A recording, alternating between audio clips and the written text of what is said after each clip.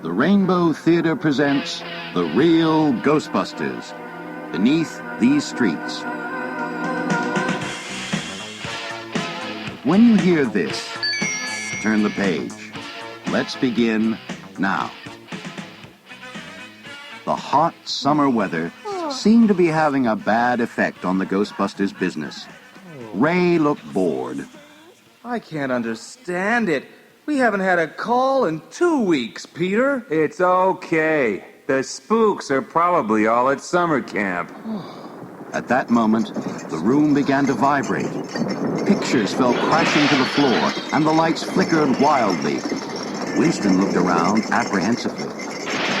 If I didn't know better, I'd say that we're having an earthquake. Outside, several motorcycles crashed to the ground, and a fire hydrant exploded. The hydrant began to melt as a creepy orange gel appeared at its base. Back in their headquarters, the Ghostbusters were oblivious to the weird goings-on outside. Ray was holding a newspaper in one hand and a book in the other.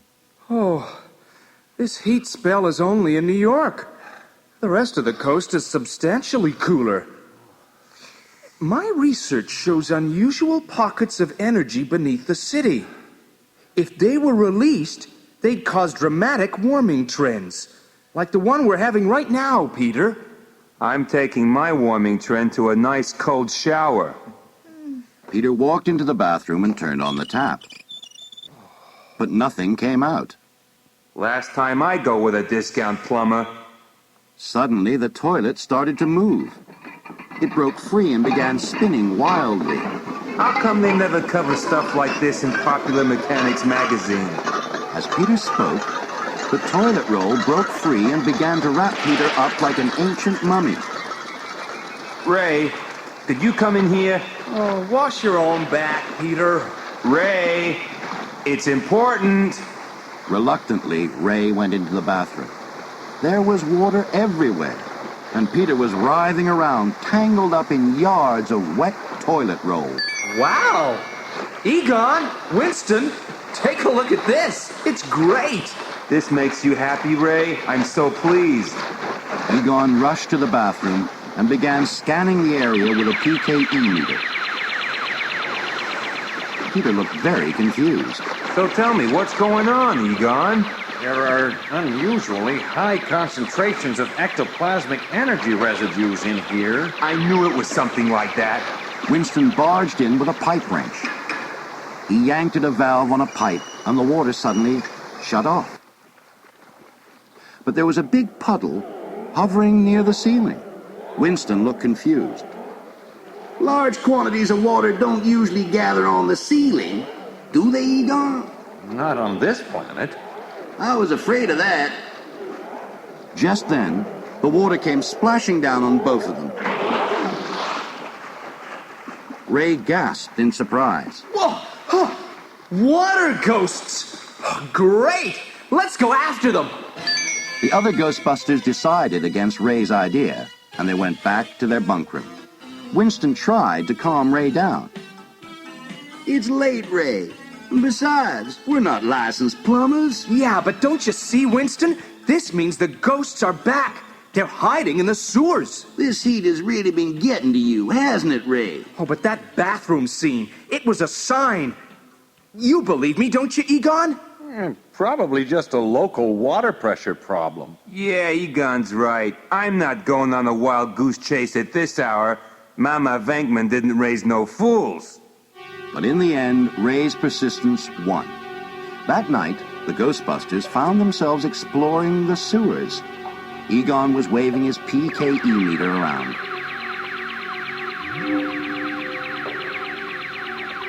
Ray, I'm not getting a flicker. This place smells like a cat box, eh, Winston? Why is it so hot? Shouldn't it be cooler down here, Egon? Theoretically, yes, but due to an inversion caused by an ectological crosswind, certain elemental imbalances have asserted themselves. In other words, you don't know. Yeah, right. Not a clue. They clambered through into another dark, smelly chamber. This time, Ray was first to speak. There's an old story that Manhattan Island is held up by a stone pillar. And if that pillar ever breaks, Manhattan will sink. As Ray spoke, the earth shuddered, and the Ghostbusters fell into the water. Bricks split, and steamy orange gel shot out. Egon peered closer. Fascinating. Some sort of ethereal spring bubbling from the Earth's core, Peter. Looks like apricot baby food to me. Well, it must sure be a big baby, eh, Peter? This is ridiculous. We're underground in an earthquake. The Ghostbusters looked at each other and rushed for the exit. Peter bumped into a side tunnel, skidded down it, and landed up to his waist in muck. There was a bright point of light in the distance. Peter leaned into the tunnel for a closer look. Well, I'll be... Look, Ray! There are ghosts down there. Let's trap them, Peter. Are you crazy? We brought 2 traps. I counted over 40 ghosts before you showed up, and they're still going by. Wow! All the ghosts have gone underground. Maybe it's the heat. Or maybe there's a new demon down there. Wouldn't that be great, Peter? Sure, Ray. A new demon. Just what I was hoping for. We're professionals, not vigilantes. People pay us to do this. We can't go chasing after every ghost in the universe just because they're there, Ray. Oh, you're right. But wouldn't it be fun to try? The Ghostbusters decided to return home. As Ecto-1 pulled into the garage, Ray was the only one still full of life. Hey, Slimer, we're home. Want a snack? A drawer crashed open, and Slimer appeared. He rushed towards Ray, then stopped and darted off in another direction. Great. We smell worse than Slimer. Where's Egon, Winston? He went to throw that gel in the analyzer. We should have a readout in the morning. Wow, how thrilling. Egon returned, collapsed onto his bed, and began snoring loudly. Ray couldn't sleep and wandered off to the bathroom. All the plumbing had melted, and the gel was seeping from the pipes.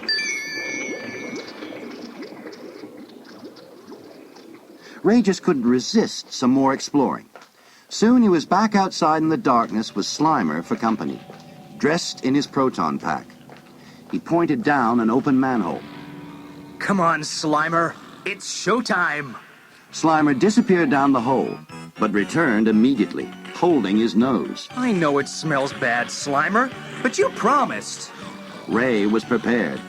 He took a big, juicy steak from a box he was carrying and tossed it down the hole. Slimer dived in, forgetting all about the smell. All he needed was proper motivation. Ray climbed down the manhole, turned on his flashlight, and looked around. The bricks had given way in a number of places, and the orange gel was oozing out. Hey, Slimer, get a load of this. They're close. I can feel it. Suddenly, the chamber shook violently. The intrepid pair found themselves in a large chamber. The earth gave another shake, and Ray fell into the murky water below. His eyes widened in surprise as he spotted a strange metal plug inset with glowing symbols. Down there, I found it. A strange plug. Suddenly, there was an eerie chittering sound, and the big chamber began to fill with ghosts. Ray zapped his proton rifle at them. He shouted to Slimer. Save yourself, little buddy. Bring back help. Slimer streaked out of the tunnel as Ray dived into the frothing water, looking for the plug. As soon as he found it, he fired his proton rifle at it. The glowing beam steamed through the water. The plug shattered, and the water began pouring away, taking Ray with it.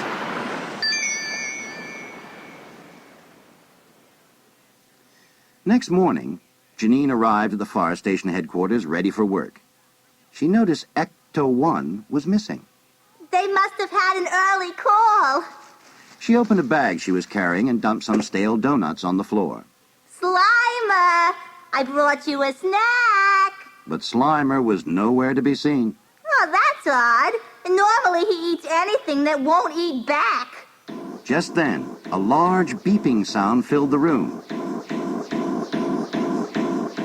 It was the analyzer. Egon must have left this on. It's all Greek to me. At that moment, Slimer appeared. Hi, been out jogging? As Slimer came closer, Janine noticed the smell. Ooh, get away from me. You smell like a sewer. Slimer spat out Ecto-1's number plate onto Janine's desk. Then he blew himself up to twice his normal size and collapsed in an exhausted heap, pointing at Ray's photo. Ray's in trouble, isn't he? Slimer nodded. Janine raced into the bunk room. Get up, everyone! This had better be good, Janine. Ray's in trouble! Soon the Ghostbusters were ready for action, but still puzzled. Egon waved a sheet of paper in the air. The orange gel has extremely high PSI readings that make it very dangerous. But the base substance is an inorganic suspension with a quotient of lubricity. Peter smiled at Janine. The Ecto-1 is gone. We're borrowing your car. The Ghostbusters were tearing towards the sewer in Janine's Volkswagen, looking for Ecto-1. Suddenly, Egon spotted it. There it is, Peter! A policeman was writing a ticket. Ray takes the rap for this one. As the Ghostbusters arrived, the earth shook, and a fire plug disappeared in a geyser of orange gel. The ground collapsed, and the car disappeared, landing in an underground cave. Winston looked dazed behind the wheel. Well, at least I got us here. Meanwhile, back underground, Ray was peering into the cavern from a small access hole. Surrounded by puddles of glowing orange gel, a large tapered stone pillar, extending from floor to ceiling, was rotating jerkily. Carved in the pillar were some ancient symbols like the ones that had been on the plug. Ray couldn't believe his eyes. The Pillar of New York. It sure could use some axle grease. Could that orange gunk be some kind of lubricant to keep this pillar turning? It's a gyroscope. It keeps the island level. Oh boy! Wait till I tell the others about this. The Pillar of New York is real. Behind him, hundreds of ghosts were gathering. Ray turned around.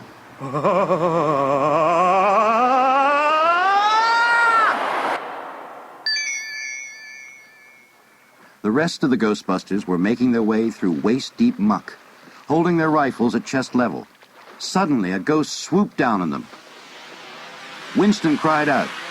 Bogey at 5 o'clock high. Peter blasted his proton rifle. Good shooting. Sure, that was easy. Egon frowned. I hate to tell you this, but I'm picking up strong readings dead ahead. As he spoke, more ghosts appeared. Peter and Egon set about blasting them. Well, now we know where all the ghosts went. Yes, but where are they all coming from? Look, they're retreating. Get after them. They'll lead us to Ray. The Ghostbusters hurried on and found themselves in the big chamber where Ray had found the plug. Winston started clambering down on a rope. Watch out, the bottom looks slippery. Seems all right to me, Peter. Wow! Winston? We better get down there. I'm all right. This is wild. Ray was still battling it out on his own. The ghosts blocked the flow so the pillar would break. It makes sense. They like chaos.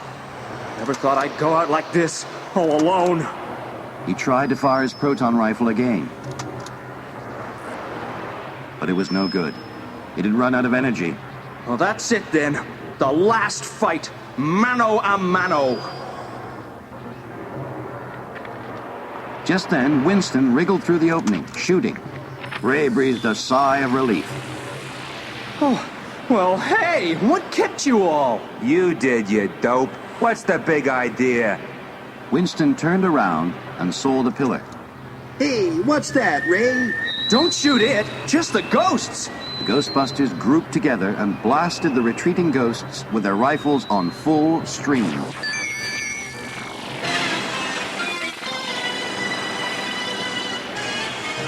They're gone, Ray. Oh, great.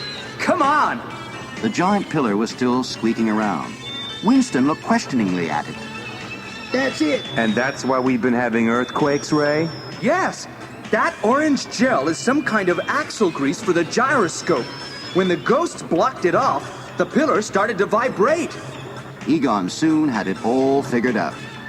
If it vibrated enough, it would break, and Manhattan Island would sink. The ghosts would love that. Peter scratched his head. But who built it, Egon? Ancient gods, a lost civilization, Atlantis, who knows? The important thing is that we've got to make sure it keeps running. I suggest we blow open that blockage and release the orange gel. 3 proton beams lanced out and hit the blocked channel. It erupted in a shower of stone, and the orange gel began to flow again. It soon reached the pillar, which began to spin smoothly and quickly once more.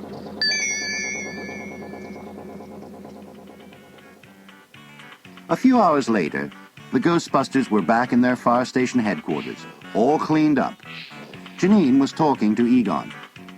So they didn't believe you about the pillar, but they paid you anyway? Right, for stopping the earthquake. Imagine a single pillar holding up all of Manhattan Island. I'm glad I live in the Bronx.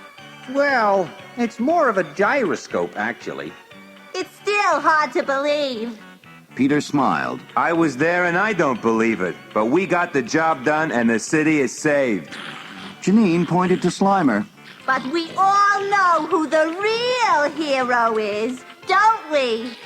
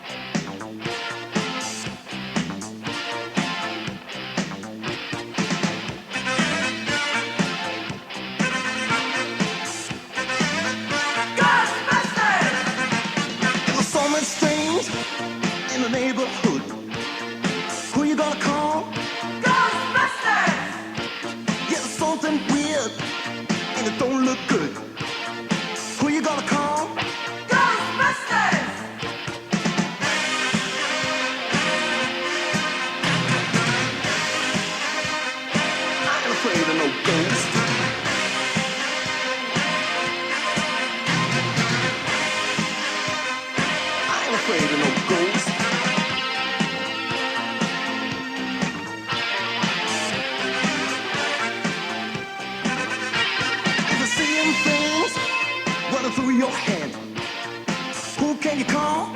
Ghostbusters! An invisible man sleeping in your bed. Who you gonna call?